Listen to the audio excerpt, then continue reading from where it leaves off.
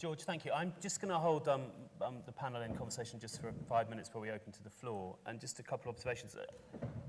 None of you, I think, did anything but build on Matthew's starting premise that identity, people's voice, community aspiration should be at the heart of defining a place and then shaping it, and that heritage has a role to play in that. But then I think that there's a strong connection to what you said. Howard, you talked about that's about how you integrate a number of competing questions. Obviously, you as Chief Executive of Manchester City Council has to think about balancing economic and social needs of Manchester, i.e. the needs of that place, but also the need to celebrate and repurpose heritage assets. And you alluded that there may be a set of rules and processes and behaviours that we need to change, which links very strongly to what Maria said this morning. And Liz, you talked about sensible modernity, a phrase I like very much, which again, I think, whilst you and both George talked about the importance of taking people with you, George raised the issue of poshness, which has been another theme around this, which is who gets to do. So I think none of you are saying that identity shouldn't shape place, but actually who does the art of place shaping, who's deciding,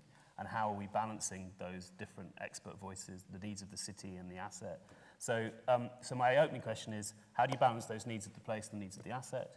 How are we going to structure in a way that's been built on by other contributors over the last day, the place in which we have frankness in those conversations, frankness about what might need to change? They seem to be a bit of a convergence around this. And you may also want to pick up on anything directly around identity as an underexploited asset, which Matthew directly posed to you. So who'd like to go first? Who would like to jump in?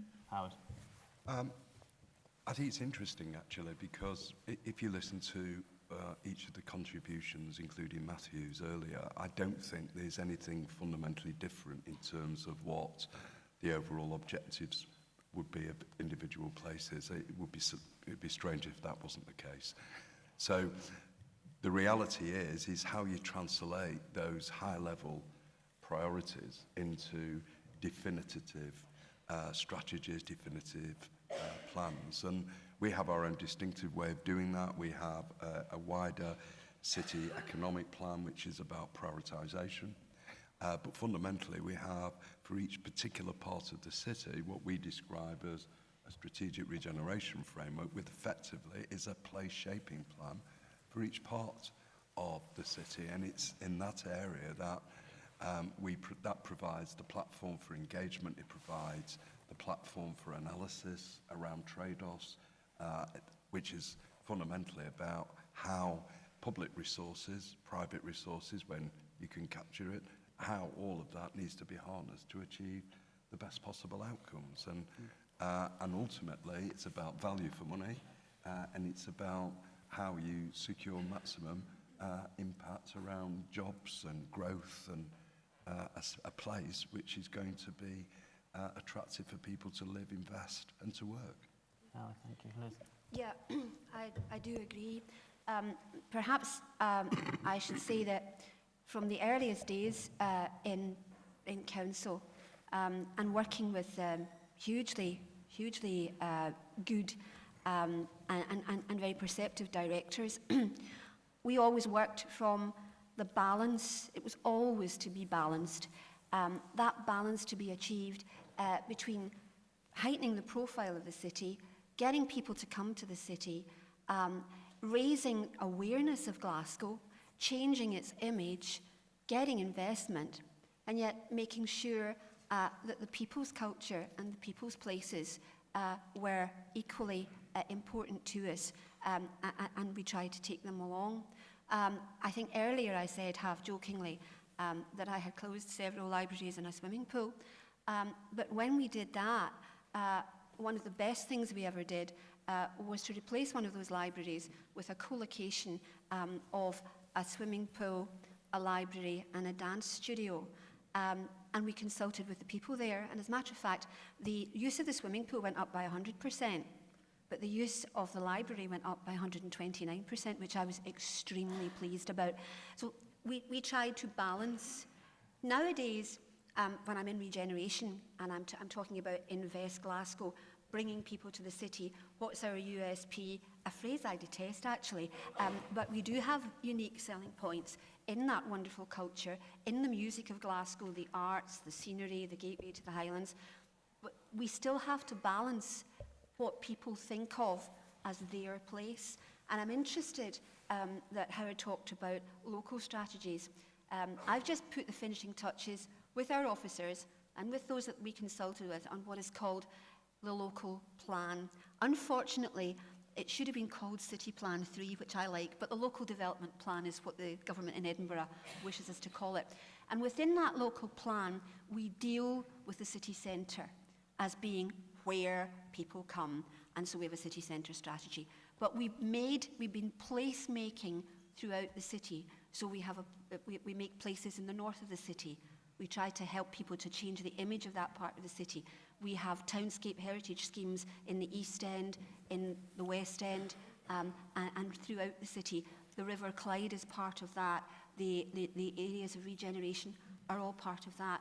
And so, again, we're talking not simply about the greatness of the city centre and bringing people in to enjoy our culture, to enjoy our games, to enjoy our tourism, but working with the people to ensure that their place is a place of pride and a space that gives them room and gives them growth and gives them pride in what they do.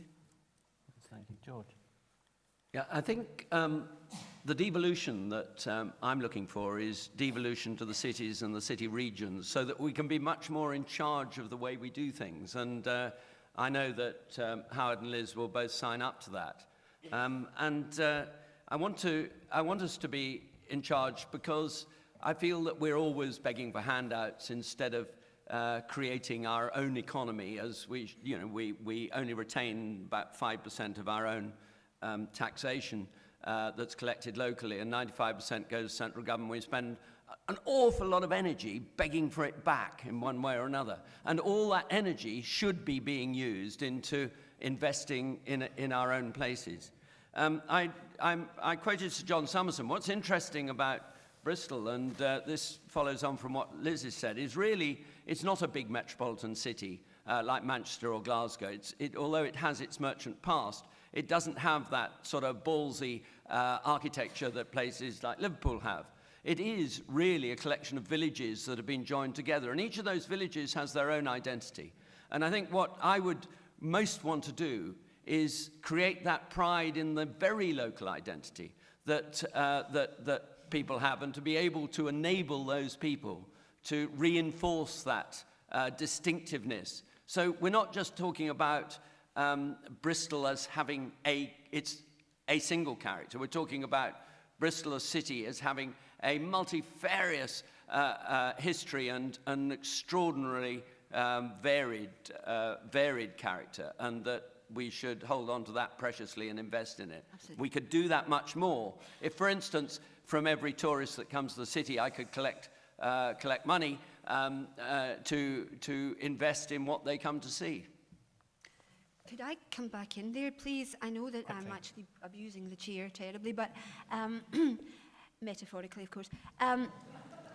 I couldn't agree more, and perhaps now, well, I'm now going to be uncharacteristically controversial, but Neil had already raised this when he was speaking. I couldn't agree more, and I want to be with Manchester, and I want to be with Bristol, and I want to be with Birmingham and Leeds and Nottingham and the English core cities for now and for the future. Devolution is talked about a great deal, and it's hugely in the air just now. Devolution, independence, the future, the way forward. I have to say to you that when we got devolution in Scotland, I was delighted, and I'm a huge fan of that kind of power coming to the people, except, and I'm looking at the Scottish table there, it hasn't. To a certain extent, we have our own parliament, and that's good, but devolution hasn't come to the cities, and it should. Yeah. Devolution stopped somewhere, and it stopped because, and here we go again, because whoever is in power at the centre of power, I think looks upon, I was going to say local government, but it's not, looks upon the cities as another centre of power, and you know where that could lead. So I want there to be an alliance between the strong UK cities. I want there to be devolution in that a city like Glasgow becomes what it really is, which is a metropolitan centre. Between Glasgow and Edinburgh, we are the centre of of Scotland. And like the other cities in the UK, if we are not powerhouses, then the hinterland suffers too. So I couldn't agree with you more, George, and I look forward to us all working together to achieve that proper kind of devolution, and then the devolution down to the communities that devolution really should mean. Yeah. Matthew, your reflections. Yeah, I'm going to try and kind of put some grit in the oyster here, because I mean, you know, everything I've heard on the stage is kind of inspiring, but I know there is another story, and actually I want to quote to you from a brilliant blog post by Thomas Forth called Yorkshire Backwards. It's a kind of coruscating critique of a video produced by Leeds Local Enterprise Partnership. Let me give you a couple of things from it. The bad news starts from the word go, with the chair of the LEP saying that, quote, some elements of the Industrial Revolution started in this city region. Later he'll boast that, quote, the backbone of Britain was its industry and we can build that back up again. As the blog goes on to say, this is complete nonsense. There is no evidence of reindustrialising Britain. Anyway, if we're going to talk about the birthplace of the Industrial Revolution, Glasgow and Manchester have much stronger claims than Leeds. Every region can claim to be well placed to lead the reindustrialisation of this country. Newcastle and Birmingham have a strong record of doing so. And placing it at the heart of our story in industry, when actually our strongest areas are tourism, financial services and legal services, is foolish. Then, he says, I'll finish in a second, but I love this paragraph, moving from the region to its people, the video just gets worse. No city region is going to claim that their people are arrogant, untrustworthy morons who love poverty. So what's the point we are making when we claim to be, quotes, down to earth and, quotes, full of common sense? What is uniquely convincing about people claiming that, quotes, they don't accept failure, and that, quotes, when they say they're going to do something, they absolutely do it, and that they are, quotes, open to doing new things? And he goes on, and another element of this video that he critiques is that it's actually basically a kind of bit of boosterism for Leeds, which implicit within it is the idea that Leeds can succeed without the rest of the North succeeding, and there's still a kind of, you know, let's fight it out with Manchester and Sheffield and other places. So I mean, I say all of that because I think that whilst we're hearing a kind of richness of account here, I don't think it's universal. I think these questions are tough questions, as I said at the end of my speech. I think in the end, we're talking here about not just experiments in place shaping, but in some sense we may be talking about experiments in living. And I think the question is, how deeply are we willing to go into this question of distinctiveness? And I don't want to argue that we necessarily should. There is a perfectly decent argument that says distinctiveness and history is an encumbrance in terms of what we need to do. But I think we've got to recognise that this is a challenging issue. Now, if we're talking about, and I'll just be really provocative, you know, if we're talking about Bristol, I associate Bristol with weirdness, basically. It's full of weirdos, you know, and that's one of the great things about Bristol, you know. You should be celebrating, you know, the kind of Stokes-Croft weirdness. It's full of anarchists and vegans and people with dogs on bits of string and all of that kind of stuff. That's part of it.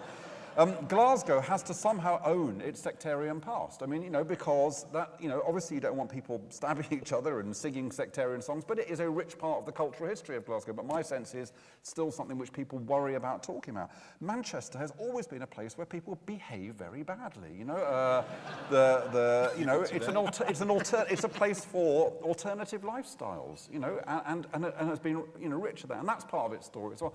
So there's these competing notions of identity and intangible heritage, and we have to play this in, but not play it in the assumption that everything that goes into the pot is fantastic and powerful. There may be bits of the past that we want to kind of get rid of and bury them, but you know, a little bit more grit is what I would argue for in this debate. I think you're absolutely right, and can I say that I mentioned this for far too long.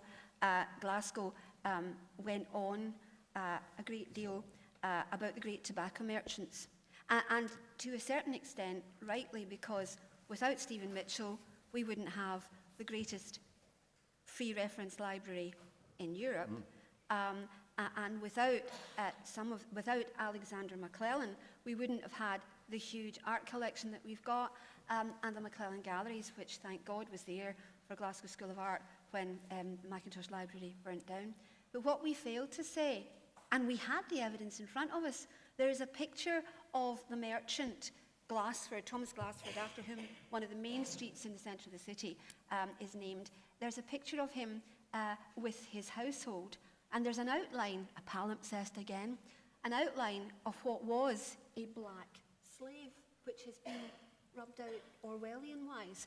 And it's only now that we're really looking seriously with our BME communities and in Black History Month at the history of slavery in the city.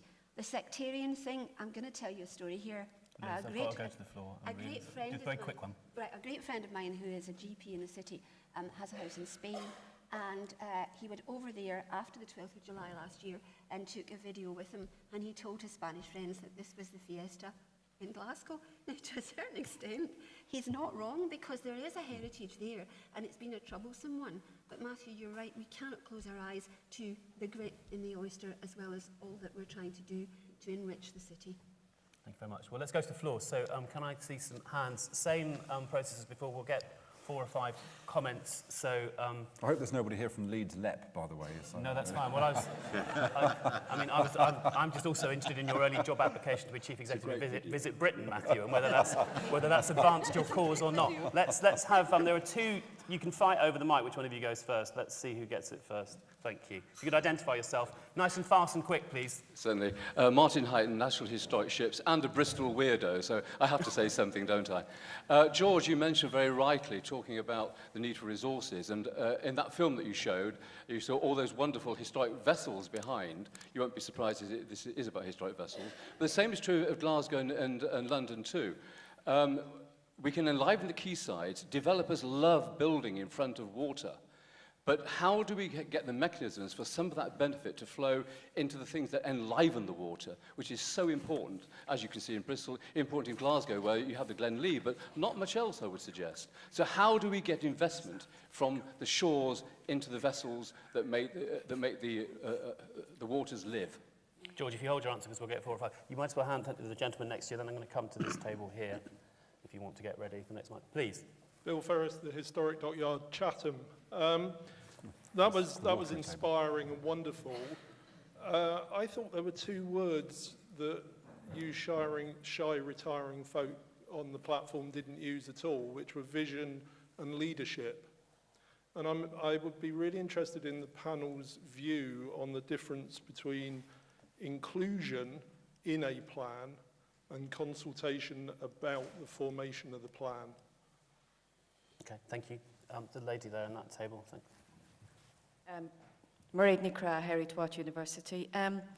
Simple question relating really to what Maria was talking about this morning. Can you have too much heritage? My question is, can you have too much distinctiveness? I mean, if everything is distinctive, is anything distinctive? Very good. Okay, the gentleman next to you, just because you're... Then I'll come to the back just now.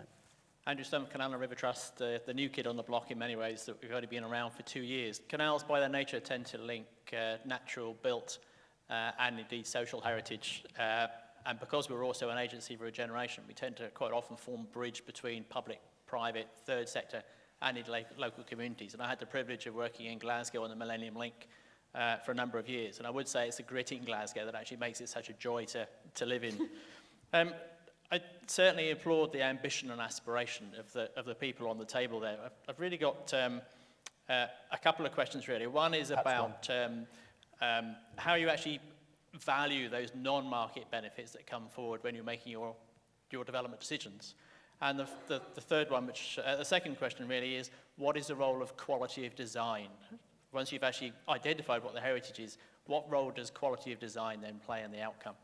Thank you. Can I see those hands that were towards the back? We'll go to the man right there in the centre, back centre, and then we'll let the panel, I think, choose some of those questions to comment on. Thank you. Thank you. Jim Smiley, Natural England. I'm just wondering about the relationship of your cities to your hinterland, and I don't mean Greater Manchester. We had an interesting conversation yesterday about the relationship between natural and cultural heritage. And it strikes me one of the deficiencies we have, particularly in England, is a sense of a wider regional identity that is very common in much of Europe and indeed much of the world, where you will find a city who have a genuine ownership of their kind of surrounding mountains, countryside, lakes, forests, coastline, where their citizens relax, where their water comes from. And if we are going to get the cultural and the natural heritage sectors working together, we need to develop that kind of ownership and identity in England. So, George, if we could start with you. You had one direct question to you because Bristol's a quayside city, but then if you could choose any of the other couple of things you'd like to comment on, George. Yeah, the question of cross-funding and how do we fund those things that actually add value. I think it's a disease in our whole way we fund everything. Everything is boxed. I can put loads of money into something but not reap the benefits, but central government might do. And so I do think that we need to reform the way we do look at the way we fund our heritage in order to benefit from cross-funding. And you know, boats in Bristol Harbour are an absolute case in point. Generally, they are having to pay us a rent to be there unless Martin has managed to wheedle out of it by saying that they're on the historic boats register. Okay. Did you want me to carry on with other things? Yeah, coming quickly. Oh, yeah.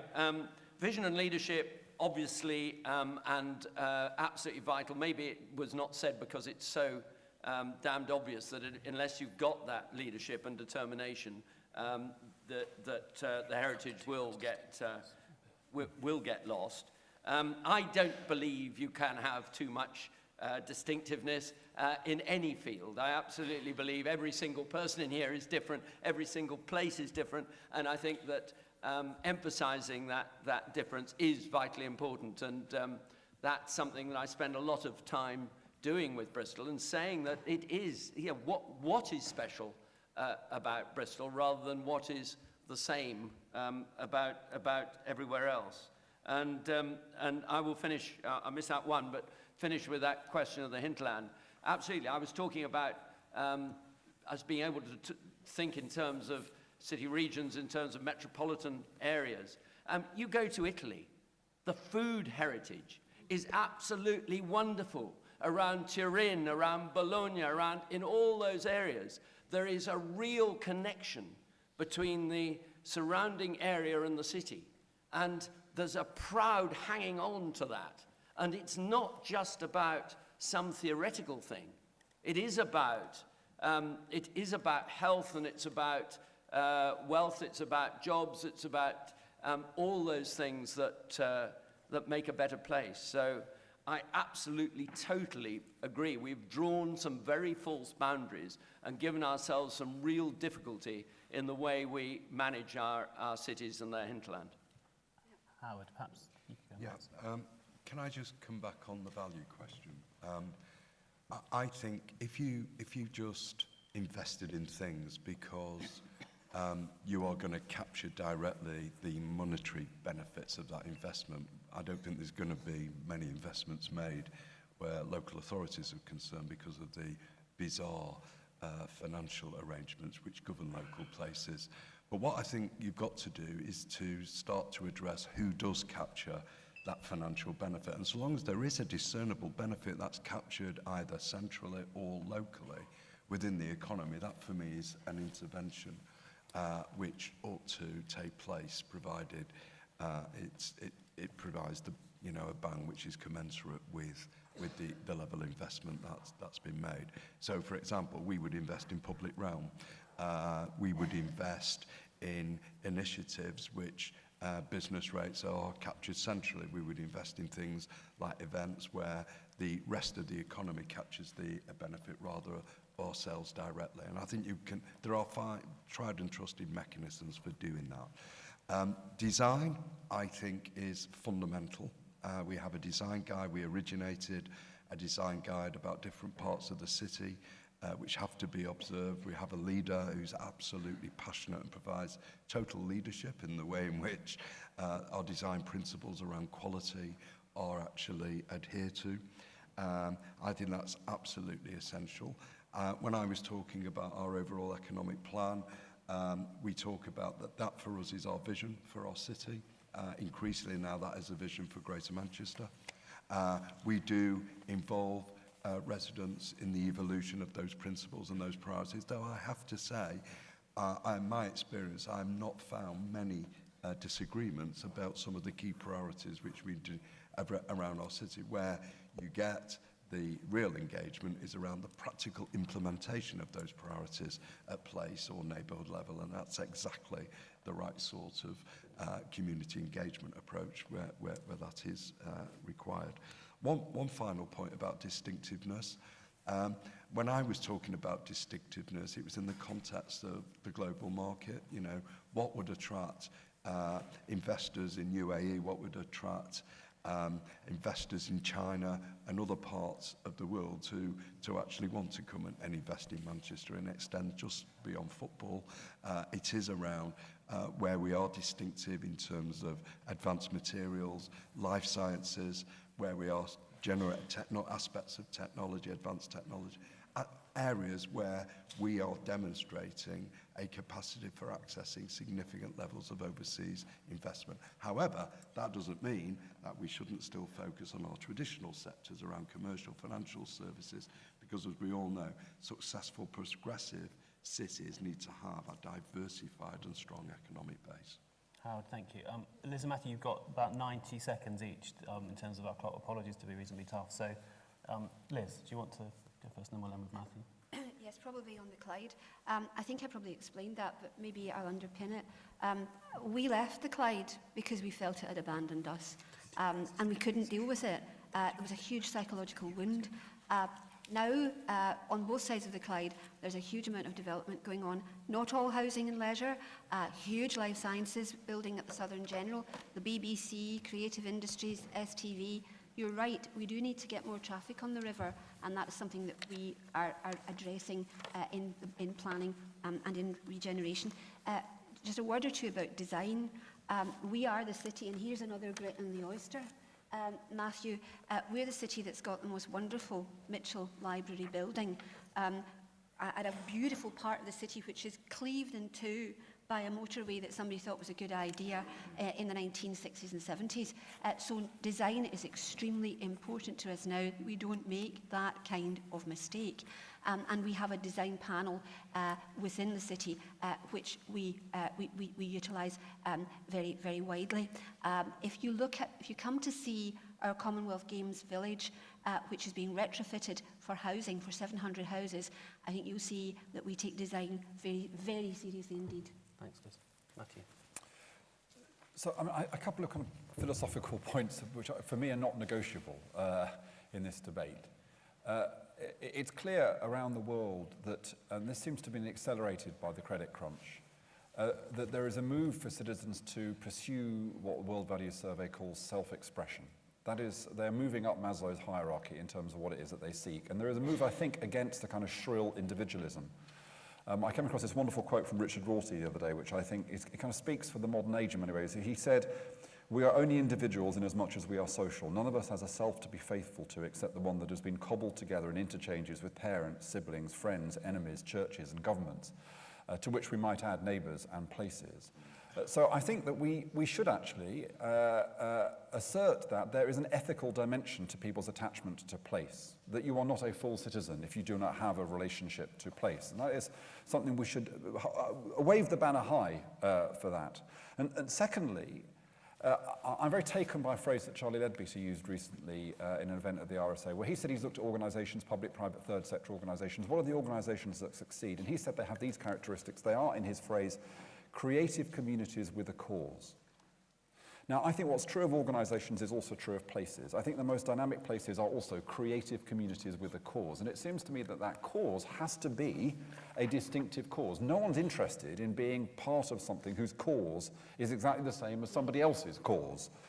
So it doesn't have to be distinctive for the sake of distinctiveness, but it's less likely to be a rallying point if it feels like it's something that we've heard in 15 other places at the time. So philosophically, let us assert the ethical basis of attachment to place, and let's assert the need for localities to have that notion of cause, which will be a notion which is embedded in some way in it. But, and this is my final point, but in this, the relationship between place, past, identity, and heritage should not be taken for granted. And some places will say what makes us distinctive is the fact that we sweep away history all the time and we recreate ourselves completely afresh and completely anew. And that is a legitimate position for a place to have, notwithstanding the preservation of particular things within that locality. And we shouldn't be romantic. I know I'm running out of time, but we should always remember the wonderful story, the Bermondsey by-election in 1983, which is a brutal by-election. There's a terrible moment when Peter Tatchell, who was middle-class gay Australian, was trying to pretend that he was kind of, Cockney life and soul.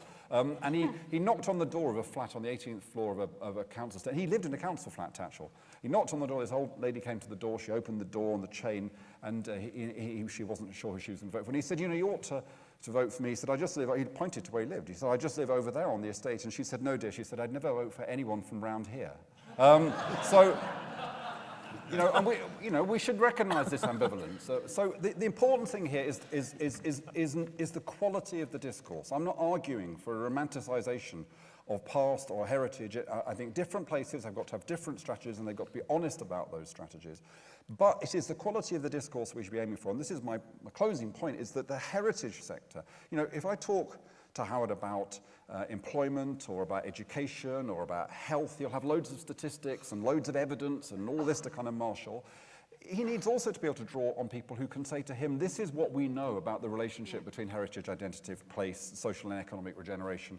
And the heritage sector, it seems to me, has to develop that expertise so that at least when leaders like this are discussing their places, there is a rich evidence base and rich materials upon which they can draw. Matthew, thank you.